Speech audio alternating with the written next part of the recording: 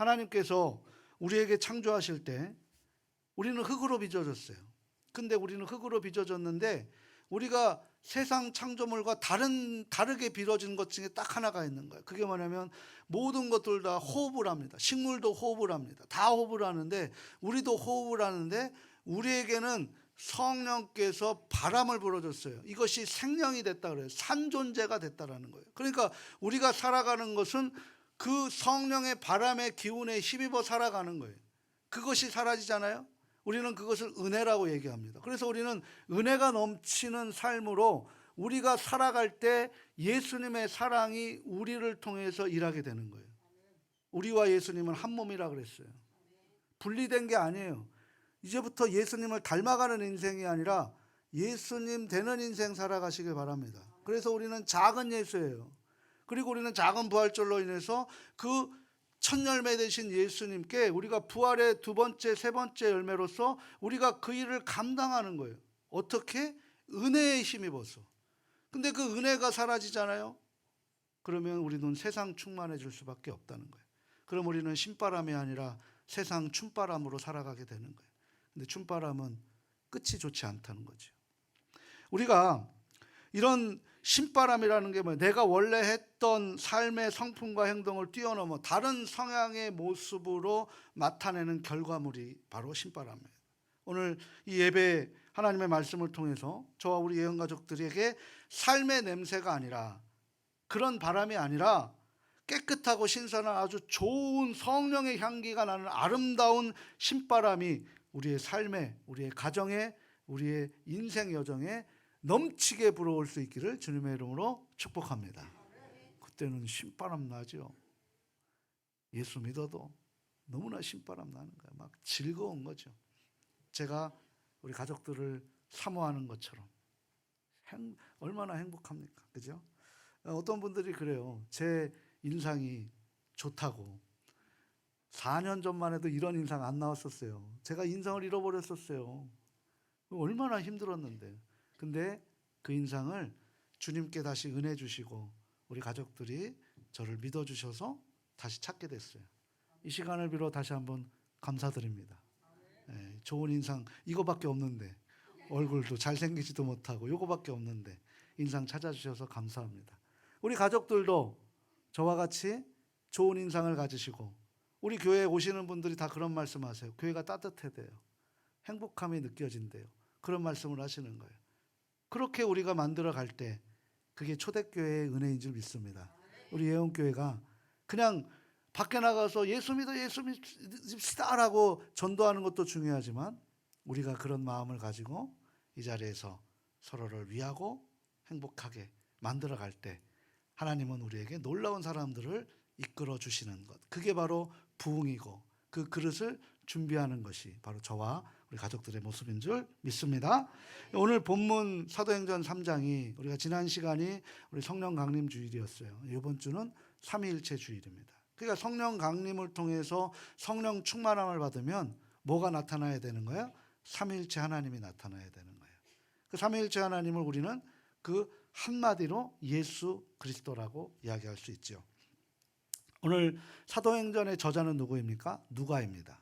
누가복음의 저자가 바로 사도행전의 저자예요. 그런데요, 이 누가는 사도행전 1장과 2장을 기록하고 나서 예수님께서 우리를 위해서 십자가에 죽으시고 3일 만에 부활하시고 그리고 그것을 기록해내요. 그러면서 승천하시면서 뭐라고 말씀하시냐면 또 다른 보혜사를 너희들이 예루살렘에서 기다리라 라고 해서 그 마가의 다락방이라고 하는 그곳에서 모여서 그 또 다른 보혜사를 간절히 기도하면서 기다리는 중에 성령이 오순절날 임하셨어요. 오순절날 임하셔서 그곳에서 어떤 일이 벌어집니까? 성령 체험을 받게 되는 거예요. 성령이 임재하니까 성령 충만함의 체험을 받게 되니까 그렇게 성령 충만함의 사람들이 모여서 만들어진 공동체가 어떤 공동체라고요? 교회라는 것입니다. 그러니까 교회는 성령 충만하지 않으면 세상 공동체와 다를 것이 있다 없다? 없다. 그러니까 교회에서는 그리스도의 향기가 나타나야 되는 거예요. 그래서 우리가 은혜 받기 위해서 성령 충만함을 간절히 간구해야 되는 것이죠. 그렇게 교회의 시작의 내용이 바로 오늘 본문에 이어지고 있습니다. 그러니까 사도 베드로가 증언해서 그 성전 미문에 있는 곳에서 그 뜰 안에서 성전 뜰 앞에서 3,000명이 모여서 그곳에서 투박한 설교를 했어요. 우리가 죽인 사람이 예수였다. 그 사람이 구세주고 하나님의 아들이셨다. 어떻게 해야 되느냐라고 이야기할 때 그 사람들이 다 그 말씀이 성령에 임해서 성령 충만한 사람의 말이 그 사람들에게 전해지니 그 사람들이 그 성령을 받게 돼서 3,000명이 모두가 어찌할꼬 우리가 예수를 죽였구나 큰일 났다라고 이야기할 때 그런데 그분이 우리를 정죄하지 않으시고 우리를 품어주십니다라고 이야기할 때 그분들이 돌아와 만든 교회가 바로 초대교회라는 거예요. 그러니까 교회는 성령 충만해야 된다는 것이죠. 근데 그렇게 모여서 만든 사람 그 교인들이 뭐를 했냐? 사도의 가르침, 그러니까 말씀이 막 기뻐하는 거예요. 말씀이 막 깨닫게 되는 거예요. 그러니까 막 그 안에 막 은혜가 충만해지는 거죠. 그렇게 말씀을 배웠고 그렇게 하나님을 바로 알고 그러다 보니까 어떤 일이 벌어져요? 모이는 데 힘써지는 거예요. 모이는 데. 말씀이 은혜 안 되잖아요? 모이지 않아요. 왜? 그 시간에 사단이 역사하는데. 오늘도 이 시간 그 성령 충만함의 은혜로 우리를 불러주신 그 은혜에 먼저 감사하시길 바랍니다. 그 감사한 은혜를 붙들고 살아갈 때 하나님 말씀이 들려지는 거예요. 우리 지난주 말씀드렸잖아요. 하나님 말씀이 안 들려지면 어떻게 돼요? 죽고 사는 문제가 된다니까요. 그러니까 그렇게 말씀이 들리고 모이기에 힘쓰고 그렇게 함께 모인 곳에서 뭘 합니까? 말씀도 나눴으니 서로 떡도 내 입에 들어갈 거 벌리라 그래서 입에 넣어주고 서로 기뻐하며 웃으며 그렇게 순전한 마음으로 음식을 나누고 그리고 하나님을 찬양하고 그렇게 칭찬을 서로 하게 되는 일들이 벌어지는 거예요. 바쁘셔도 예배 끝나고 식사 안 하고 가지 마세요. 식사하고 가세요. 그게 교회의 예배 순서 안에 다 들어가 있는 거예요. 교제하셔야지. 교제. 하나님 사랑으로 끝나면 돼요. 이웃 사랑까지 이끌어 가야죠. 우리 목장들이 정성껏 준비한 것 같이 나누고 같이 교제하면서 서로 떡을 떼고 뭐 오늘 국수래요. 국수를 이렇게 집어넣을 수는 없지만 같이 나누면서 맛있게 또 그런 이야기들이 있어야 된다라는 거예요. 이게 교회 공동체죠. 교회 공동체. 전도는 그걸 어떻게 하는 거냐? 이렇게 사람들이 잘 모여서 열심히 예배하고 말씀을 사모하고 서로 섬기고 나누면서 하나님 찬양하고 서로 사랑하며 살면 하나님께서 그거 보시고 야, 내 이곳에 내 영혼, 내가 잃어버린 영혼 보내도 되겠다라고 판단하시면서 그곳에 우리에게 보내주시는 거예요. 사도행전 2장에 뭐라고 얘기합니까? 우리가 열심히 전도해서 부흥된다 그랬어요. 하나님이 날마다 사람들을 보내주신다 그랬어요. 보내주신다는 거예요.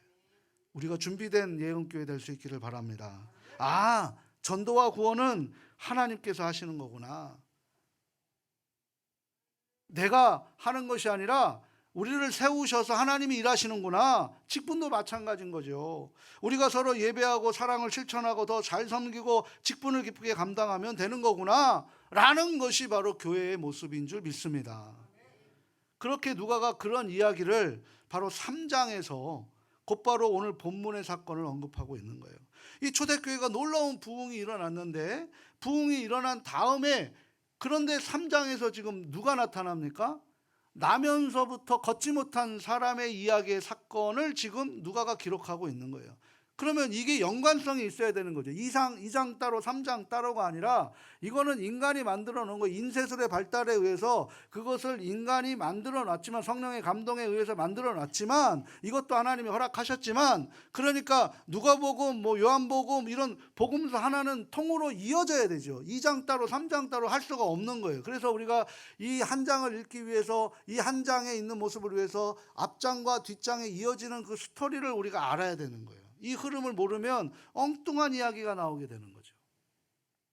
그래서 3장에서 지금 초대교회가 아주 놀라운 부흥이 일어났는데 나면서부터 걷지 못하는 사건을 기록한 이유가 무엇일까를 고민해야 되는 거예요. 누가가 전하고자 하는 것이 무엇일까? 3,000명이 회개하고 돌아와서 모인 교회가 과연 뭘 해야 되느냐라는 것을 지금 우리에게 보여주고자 하는 모습인 줄 믿습니다. 더 나아가서 우리 믿음의 자녀들이 어떤 마음가짐으로 신앙생활을 해야 하는 것까지 알려주고자 누가의 성령께서 누가를 통해서 성령이 충만하게 임하셔서 누가 의사잖아요. 과학자잖아요. 그걸 아주 자세하게 기록한 것이 바로 누가복음이라고 할 수 있어요.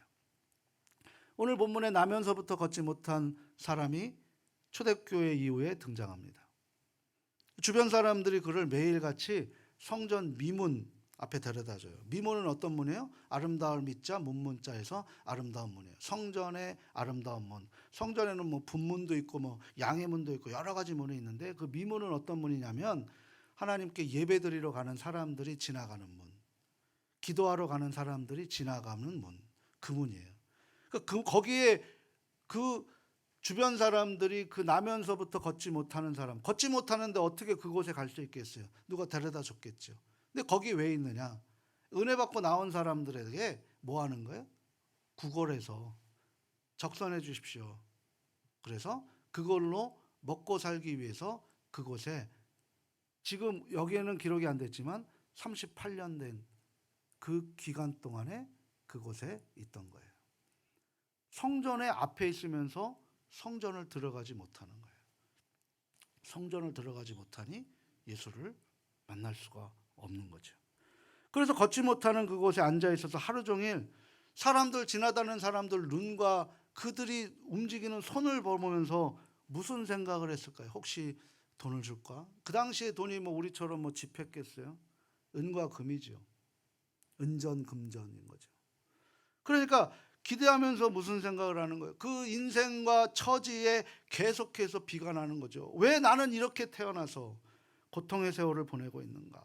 라고 그렇게 성전에 들어가는 사람들에게 구걸하기 위해서 불쌍한 표정을 지으며 사람들을 쳐다보고 있을 때 그 사람에게는 어떤 마음이 있었을까? 아마 하나님을 원망했을 거예요. 왜 하나님 나는 이렇게 힘들게 합니까? 왜 나에게 이런 삶을 허락하셨어요? 라고 하나님을 원망했을 것입니다. 근데 오늘 본문에 등장하는 사람은 자신이 단 한 번도 힘으로 걸어 다닐 수 없었던 사람이에요. 근데 그런 사람에게 어떤 희망이 있을 것일까요? 세월이 지난다고 해서 이 아픔이 해결이 됩니까? 해결이 안 되는 거예요. 저는 이 말씀을 준비하면서 성령께서 영감을 주셨는데 우리가 함께 나누고 싶은 말씀은 이 걷지 못하는 사람의 삶의 모습과 우리가 예수를 만나지 못했던 삶의 모습을 교차시켜 주셨어요. 그래서 묵상하게 하는 거죠. 근데 저는 이 말씀을 묵상하고 있는데 오늘 이번 주 목요일 정도 됐나요? 지난주겠죠. 이제 우리 주일 중심이니까 지난주 목요일쯤 되는데 우리 아이가 아빠 질문이 있대요. 그래서 질문 뭐야? 그랬더니 막 은과 금이 더 좋아요? 다이아몬드가 더 좋아요? 물어보더라고요. 야, 너 내가 은과 금을 묵상하고 있는지 어떻게 알고 그래서 아니 그런 거 말고 시끄럽고 아빠 은과 금이 좋아요? 다이아몬드가 좋아요? 그랬어요. 그래서 제가 뭐라고 얘기할게요. 묵상을 했잖아요. 나에게는 그런 건 없어. 나는 예수님이 좋아. 그랬더니 막 아이 그런 거 말고 은과 금이 좋아요? 다이아몬드가 좋아요? 그래서 여기 이제 은과 금이 있으니까 그래서 은과 금이 더 좋겠지. 그랬더니 막 그러면 은과 금이 더 좋아요? 다이아몬드 100개가 좋아요? 그러더라고. 나는 예수님이 좋아요. 아빠하고 얘기 안 해요. 그래. 이게 우리의 모습 아닌가? 은과 금이 좋으십니까? 예수님이 좋으십니까? 한 10분밖에 안 하시는 것 같아요. 다이아몬드가 좋으세요? 예수님이 좋으세요? 네. 다이아몬드가 나를 살립니까? 은과 금이 나를 살립니까? 안 살리는 거예요. 그러니까 우리가 날 때부터 걷지 못하고 앞으로도 평생 자신의 힘으로 걸어 다닐 수 없다는 것이 무슨 연관이 있는지 한번 묵상해 봤어요. 우리 또한 날 때부터 원죄를 가지고 태어났어요. 반복되는 죄악 속에 우리는 나만을 위해서 살아갔다는 거죠. 스스로 힘으로 결코 구원의 생명을 다시 얻을 수 있는 힘이 우리에게는 없습니다. 치유할 수 있는 인생이 없어요. 생각해 보십시오. 내가 만약에 능력이 있다라고 하면 이 자리에 없다니까요. 한계를 부딪힌 분들이 오신 거예요. 주님 없으면 살 수 없습니다. 근데 주님께서 오늘 뭐라고 얘기하시는 거예요? 나도 너 없으면 살 수 없어 라고 이야기하시는 거예요. 이게 은혜입니다. 이 은혜를 붙들고 살아가는 거예요. 아, 주님이 나를 그렇게 나 없이 살아갈 수 없으니 저도 주님 배신하지 않겠어요. 고백하는 것이 예배지 뭐가 더 예배겠어요. 삶으로 나타내는 거예요. 그렇게 평생 자신의 힘을 걸을 수 없었던 이 사람처럼 우리 또한 스스로 하나님 앞에 나갈 수 없다는 것을 깨닫게 되었습니다. 한번 생각해 보십시오. 우리가 세상 속에 살면서 하나님께서 두 팔 벌리고 계시는데, 기다리고 계시는데 더 가까이 가는 것을 우리는 뭐 해야 됩니까? 삶이 바빠서, 내 계획이 하나님을 찾을 만한 여유가 없어서 라고 우리가 얼마나 하나님을 거절하며 살아갔냐는 거예요. 또 하나님께서 주신 생명의 말씀도 우리가 이 분주한 삶 속에서 얼마나 외면하며 살아가는지 모릅니다. 영적으로 굶으면 죽는 거예요. 우리가 밥을 굶으면 죽듯이 40일은 견딜 수 있어요. 우리가 어느 정도 견딜 수 있겠죠. 우리가 길어야 100년 견딜 수 있어요. 하나님 말씀 안 먹어도. 근데 그 후에는 죽는 거예요. 우리가 곡을 끊으면 40일은 끊을 수 있어요. 견딜 수 있어요. 금식할 수 있어요. 버틸 수 있어요. 근데 그 버티는 끝이 무엇입니까? 내가 버틸 수가 없는 걸 인정하는 거예요. 영적 말씀을 듣지 않고 분주하고 바쁜 의미로 우리가 그 모습을 살아가고 내 커리어, 내 인생 사는데 그 모든 걸 포기해버린다면 우리 스스로는 죽어가는 거예요. 스스로 우리가 해결할 수 없는 일들을 지금 하고 있는 거예요. 나면서부터 걷지 못하는 이 사람처럼 나중에 우리 입에서 하나님 왜 그러세요라고, 하나님 왜 날 이렇게 힘들게 하세요라고 원망불평하는데 우리의 삶을 돌아보자는 거예요. 하나님이 뭘 했냐? 내가 너한테 뭘 어떻게 했니? 난 너한테 두 팔 벌리고 있는 것밖에 더 있었느냐? 그 얘기하시는 거예요. 스스로 걸을 수 없었던 이 세상 사람이 해줄 수 있는 것은 기껏해야 이 세상에서 우리를 위로해 주는 게 뭡니까? 우리의 위치, 우리의 명예, 우리의 돈, 그 정도밖에 안 되는 거예요. 세상은 그 사람에게 근원적인 도움을 줄 수 없다는 거예요. 겨우 이 세상에 해줄 수 있는 것은 성전 앞에 앉아있는 사람 도와주고 그 지나가는 사람에게 동전 몇 개 던져주는 것뿐이에요. 현재 우리의 삶도 마찬가지라는 사실입니다. 세상은 우리에게 죄에 대한 근본적인 해결책을 줄 수 없어요. 세상은 우리의 삶에 일시적인 도움이나 위안은 줄 수 있지만 그거는 한시적인 거예요. 그런데 그 한시적인 것을 사단이 우리에게 유혹해서, 그것을 미혹해서 우리가 그것이 영원할 것이라고 우리가 그거 붙들고 살아간다라면 죽어가는 모습을 모른다는 거예요. 우리는 영원성과 무관한 이 일시적인 착시 현상의 마음을 빼앗겨 버립니다. 그럼에도 우리는 온전히 그 믿음의 길을 걷지 못하는 것이 나중에 걸으면 되지. 우리에게 나중이 있어요? 내일 당장 살 것이라고 장담하실 수 있으십니까? 없다는 거예요. 나중에 어디 있어요? 지금 우리 가장 중요한 건 here and now, 바로 지금 이 순간 여기예요. 내가 이 자리에 은혜 받지 못하면 나는 예수님과 무관한 삶이에요. 우리는 예수님을 다시 한번 나와 분리시키는 예수님을 찢는, 왜? 예수님이 내 몸인데 내가 그거를 찢어버리는 나를 위해서 다시 한번 예수님을 죽이는 일에 우리가 하고 있다는 거죠.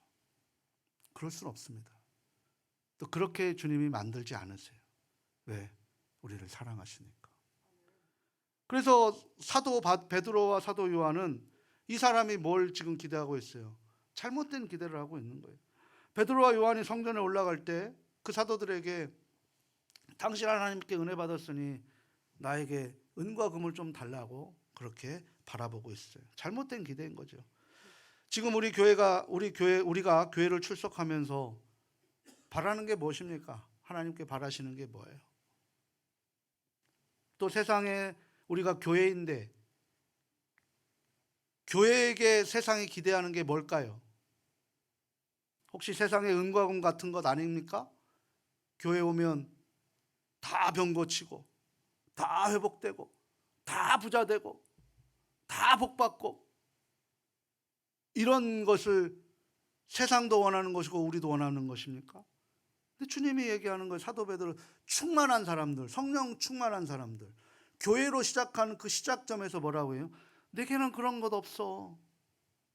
내게는 그런 것 없지만 내게 있는 것 바로 너에게 주노니. 그러니까 교회가 줄 수 있는 것은 뭡니까? 예수 그리스도인 줄 믿습니다. 영원히 사는 것을 우리에게 가르쳐 주시는 거예요. 오늘 또한 이 걷지 못한 사람처럼 교회가 은과 금 같은 세상적인 성공을 얻을까 바라보고 있지는 않은지 오늘 이 시간 이 말씀을 들으면서 뿌리부터 다시 살펴보는 계기가 되시기를 주님의 이름으로 소망합니다. 대부분의 사람들은 교회가 도덕적 영향력을 줄 거라고 생각합니다. 맞습니다. 교회가 선한 영향력을 베풀려고, 자선을 베풀려고 그렇게 기대합니다. 맞습니다. 또한 교회가 어떤 정치적인 개혁을 이루어낼 것이라고 소망하고 있습니다. 그것도 맞습니다. 그런데 교회는 그게 본질이 아닙니다. 피본질적인 영역이에요. 교회가 물론 사회의 빛과 소금의 역할을 감당해야 돼요. 선한 영향력을 당연히 끼쳐야 합니다. 그런데 오늘 말씀의 핵심을 놓치지 마시길 바랍니다. 지금의 핵심은 교회의 본질을 제대로 알아서 확인한 후에 그 다음에 비본질적인 것을 확실하게 이루어가기 위해서 영혼이 잘됨 같이 범사가 잘되는 일이 있어야 되는 거예요. 이게 요한3서 1장 2절의 말씀이잖아요.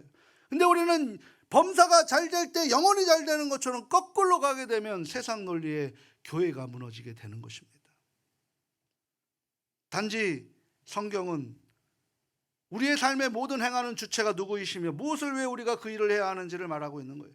조금 전에 우리가 아는 선한 영향력, 긍정적인 배품, 정치적인 개혁, 이 모든 것은 세상적인 구조, NGO 단체에도 할 수 있어요. 예수 없이도 할 수 있는 거예요. 그런데 우리는 그것이 아니라 교회만이 할 수 있는 일이 무엇인가? 교회가 반드시 이 땅에 해야 될 일이 무엇인가? 바로 그것을 우리가 확실하게 인식해야 할 줄 믿습니다. 그 답이 오늘 본문의 6절에 나와 있는 거예요. 우리 6절 말씀 같이 한번 읽어보도록 합니다. 베드로가 이르되 은과 금은 내게 없거니와 내게 있는 이것을 내게 주노니 나사렛 예수 그리스도의 이름으로 일어나 걸으라 하고. 아멘. 뭘 준 거예요? 예수 그리스도라는 거예요. 예수 그리스도의 이름은 세상이 줄 수 없는 것입니다. 우리는 그걸 가지고 있는 거예요. 그걸 품고 있는 사람들이에요. 근데 우리마저도 은과 금을 우리가 바라는 게 아니라 세상에 없는 것을 우리가 나눠주며 그것이 배가가 되고 그것이 확장되는 것이 바로 하나님의 은혜라는 거예요. 은혜. 그 보혈을 구원을 받은 성도들만이 가질 수 있는 특권입니다. 세상이 줄 수 없는, 절대 줄 수 없는 나사렛 예수의 이름을 걷지 못하는 사람에게 주었더니만 그 사람이 어떻게 됐어요? 스스로 하나님께 나아갈 수 있었다는 거예요. 그리고 성전 가서 예배를 드리고 걷기도 하고 뛰기도 하고 하나님을 찬양하며 기뻐했다라는 거예요. 세상에 한 번도 기뻐하지 못했던 사람이 우리가 세상이 줄 수 없는 것을 주니 그 힘을 입어봐서 주님을 만나고 기뻐하고 즐거워하며 하나님께 예배하며 찬송하는 모습으로 있게 되었다라는 것입니다. 할렐루야. 이 믿음이 우리에게 있어야 되는 거예요. 이게 복음을 전하는 거예요. 이 엄청난 사건은 하나님께 절대 나갈 수 없는 죄인이 우리를 위해서 예수 그리스도께서 우리 곁으로 오시게 했다라는 거예요. 우리도 죄 가운데 있는 인생이에요. 우리 스스로도 이 자리에 나오신 게 아니라 어느 누가 정말 눈물 뿌리고 기도했던 그 기도를 하나님이 들어주시는 거예요. 오늘 일부에서 또 우리 집사님과 상담을 하면서 잠깐 얘기했는데 그 집사님이 그 얘기를 하세요. 어른들을 모시는 요양보호사를 하고 계시는데 돌아가시기 전에 그분이 꿈에 나타난다는 거예요. 이게 뭘까요? 그분을 위해서 기도하라고 하나님께서 집사님에게 꿈으로 나타나신 것입니다 라고 얘기하는 거예요. 그래서 그분들에게 예수를 전한대요. 우리가 줄 수 있는 거는 예수밖에 없어요. 우리가 뭘 줄 수 있습니까 남에게? 그리고 세상이 줄 수 있는 거 우리가 줘서 뭐 합니까? 남들이 인정도 안 해요. 우리가 삼성 이재용만큼 줄 수 있어요? 못 주는 거예요. 우리 교회가 뭐 대형 교회처럼 그렇게 큰일 할 수 있어요? 할 수 없는 거예요. 근데 우리가 할 수 있는 건 뭡니까? 대형 교회든 어떤 교회든 작은 교회든 똑같이 할 수 있는 건 뭐예요? 세상에 없는 예수 그리스도를 전하는 거예요. 은혜를 나누는 거예요. 그걸 통해서 우리가 한 영혼을 살리는 거예요. 그 믿음을 하나님께서 이끌어 주실 줄 믿습니다. 근데 그것을 우리에게 해주시는 분이 누구예요? 성령 하나님이에요. 성령 하나님. 그 성령 충만함이 세상에 가질 수 없는 예수 그리스도를 내 삶의 실제화로 된다는 사실이며 그 실제화가 될 때 이 세상에 가질 수 없는 예수 그리스도의 이름을 품고 그 이름을 나누어 줄 수 있는 진짜 교회로서 살아가게 된다라는 사실인 줄 믿습니다. 그래서 교회는 삶의 기준을 성령 충만함의 은혜로 인해서 나의 관점이 아닌 예수 그리스도의 기준으로 바뀜으로써 그 바뀜과 동시에 우리에게는 세상적인 기쁨이 아니라 하늘의 기쁨이 충만하게 넘치며 하나님께 감사할 수 있는 그런 감사의 거리들이 막 솟구친다라는 거예요. 믿음으로 산다는 게 뭘까요? 믿음으로 산다는 것. 바로 나의 기준이 바뀌는 것입니다. 내 감사와 기쁨의 기준이 바뀌는 거예요. 세상적인 가치들로 인해서 나의 감사거리와 기쁨이 바뀌는 거예요. 제가 아까도 말씀드린 제 딸내미가 얘기했던 것처럼 아빠 예수 말고 금이야 다이아몬드야가 아니라 그 예수를 우리가 더 붙들 수 있도록 우리가 거기에 기준이 바뀌는 것이 바로 믿음대로 산다라는 사실인 줄 믿습니다.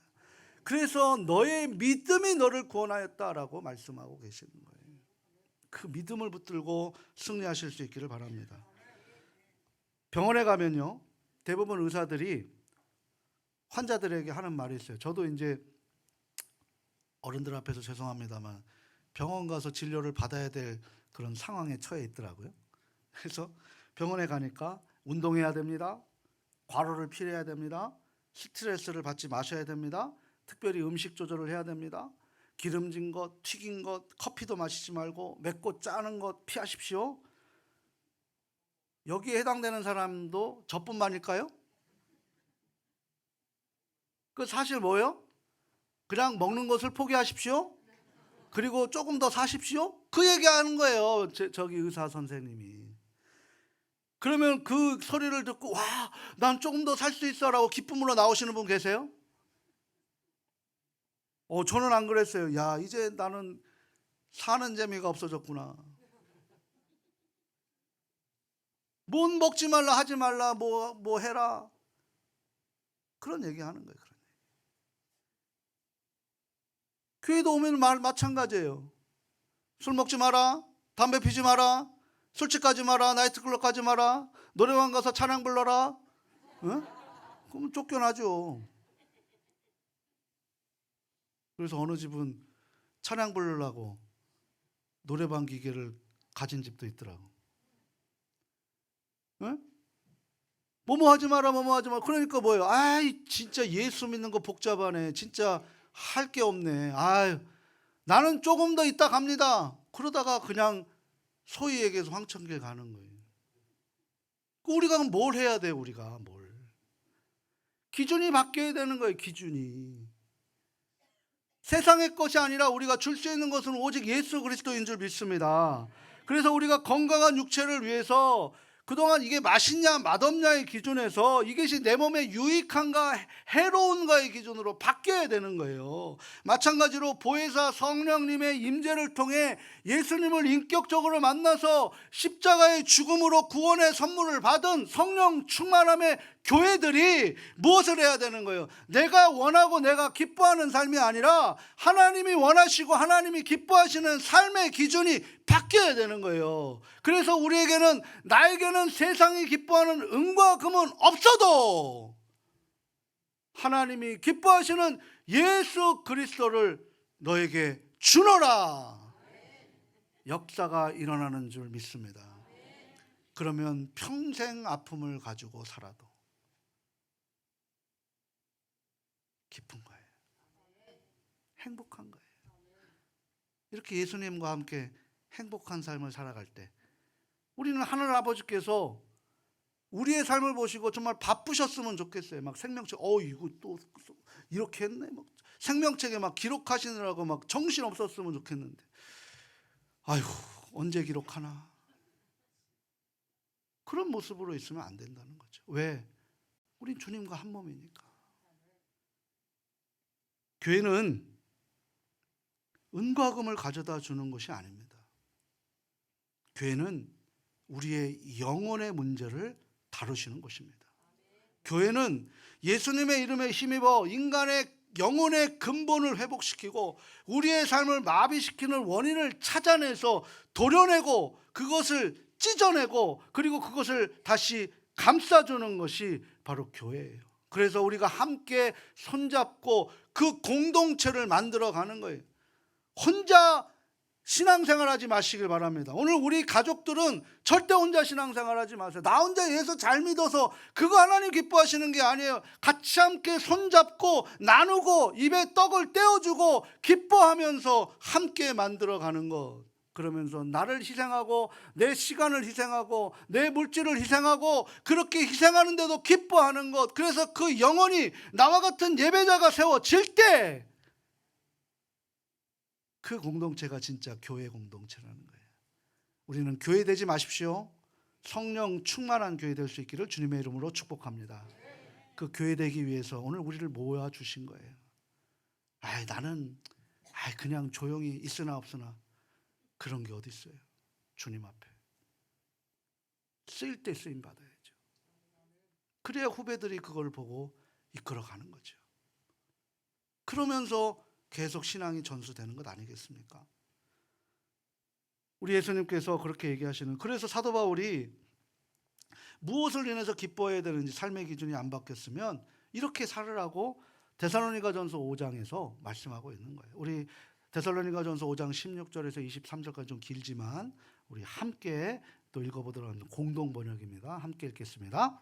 항상 기뻐하십시오. 늘 기도하십시오. 어떤 처지에서든지 감사하십시오. 이것이 그리스도 예수를 통해서 여러분에게 보여주신 하나님의 뜻입니다. 성령의 불을 끄지 말고 성령의 감동을 받아 전하는 말을 멸시하지 마십시오. 모든 것을 시험해보고 좋은 것을 꼭 붙드십시오.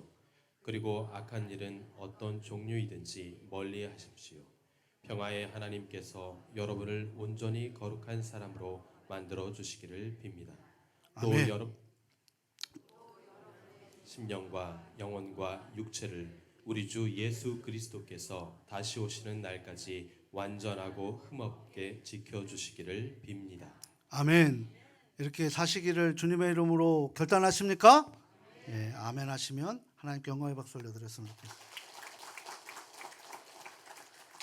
사랑하고 소중하고 존경하는 가족 여러분, 우리는 세상에 은과 금이 없어도 오직 우리를 구원해 주시고 나에게 우리에게 생명 주시고 우리를 일어나게 걷게 하시는 예수님이 우리의 구주시고 우리 마음속에 계시니 우리는 감사입니다. 기쁩니다.